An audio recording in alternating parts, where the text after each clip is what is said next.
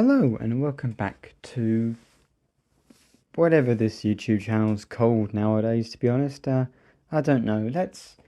Let's return to the good old days and say welcome back to DJ Cal Reviews because it's been a while, and that's just sort of a alternative name my channel and my Instagram account have had over the years, and it's kind of fun and it's harmless and it's silly and there's no point, and very much inspired by the old days of YouTube, movie criticism, and with the criticism being very part of it, people shouted a lot and they had sort of alternative or alter egos that they went into rather than just being themselves. And I'm pretty much myself on here, but I used to dress up a little bit and fun stuff like that. But this is a October 27th update on the status of Mission Impossible 8. I'm going to try and do some of these videos about the status of the film because I think that'd be kind of good for posterity. Not that anyone watches this stuff, but Mission Impossible is my favourite film series, and I'd like to just discuss it a little bit and just kind of get my thoughts out there on the channel. I've got three major things to talk about. I actually recorded some videos a few months back about what was going on with it.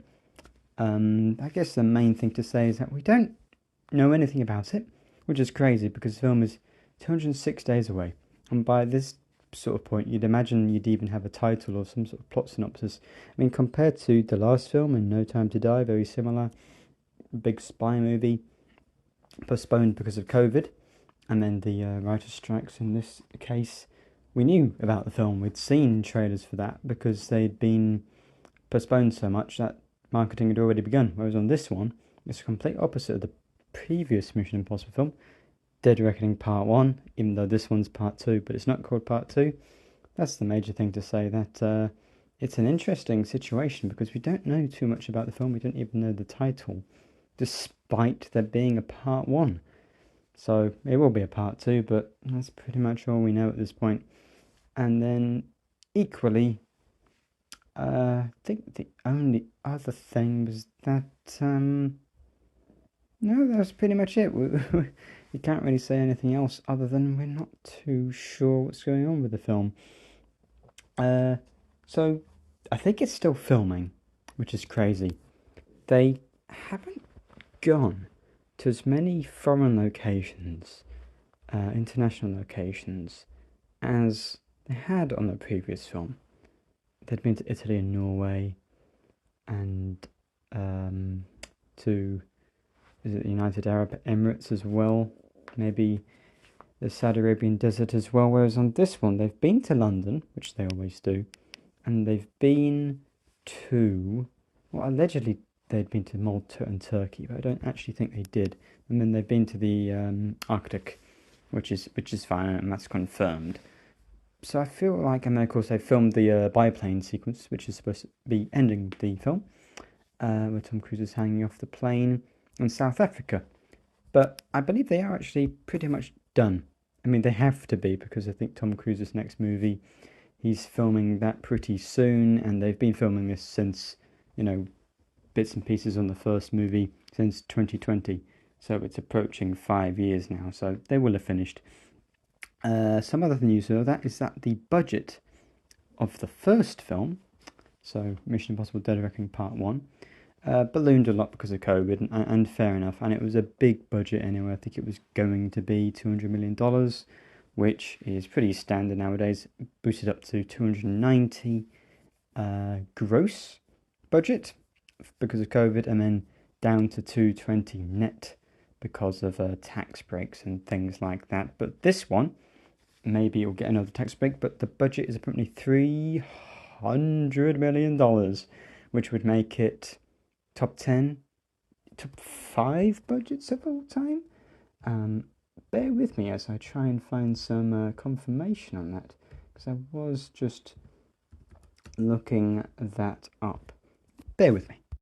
There we go. A budget of $300 million would make Mission Impossible 8 the joint 9th highest grossing movie of all time. And compare that to some Star Wars movies, Fast 10, Avatar.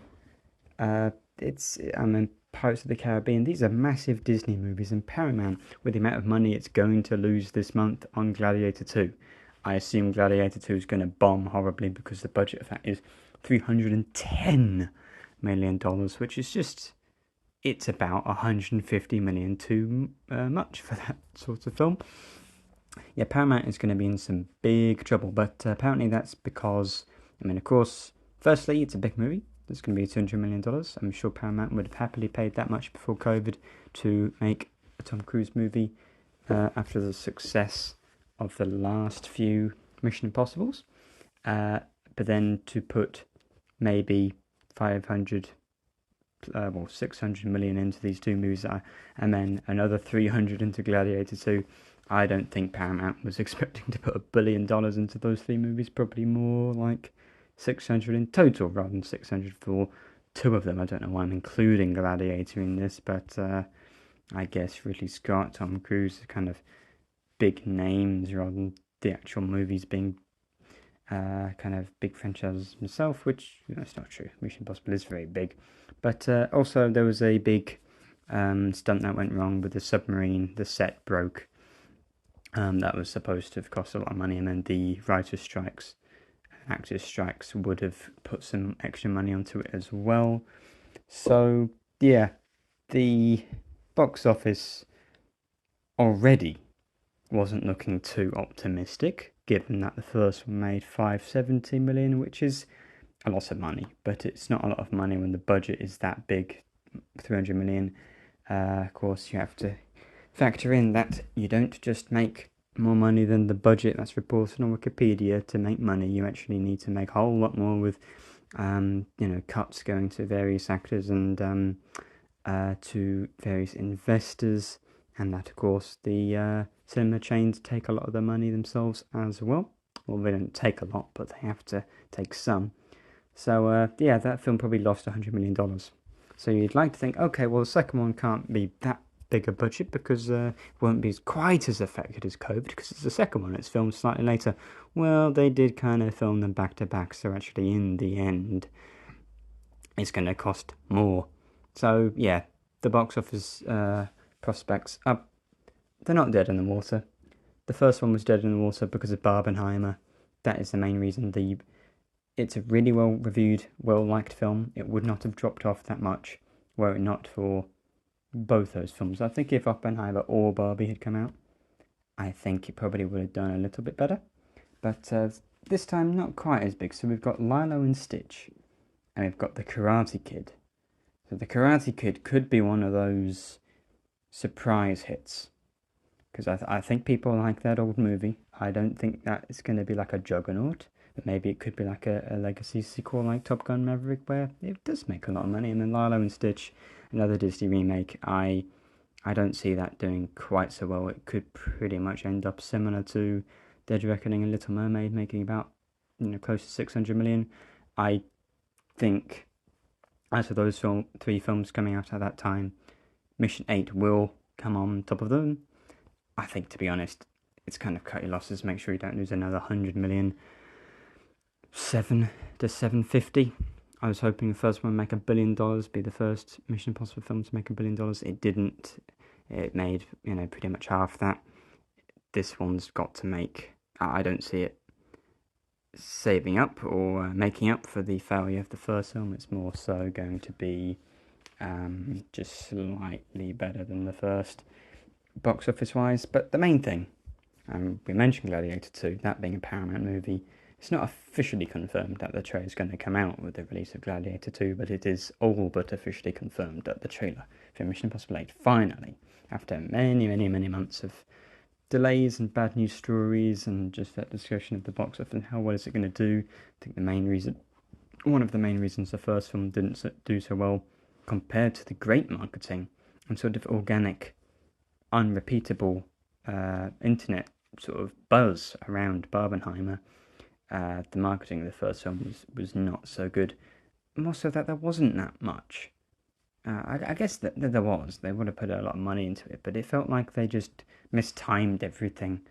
It was a bit frustrating, and this is even worse, although maybe they're going to put more of the money, more of the effort closer to the release of the film, whereas perhaps actually putting a teaser trailer an entire year before the release of the film, ahead of Top Gun Maverick.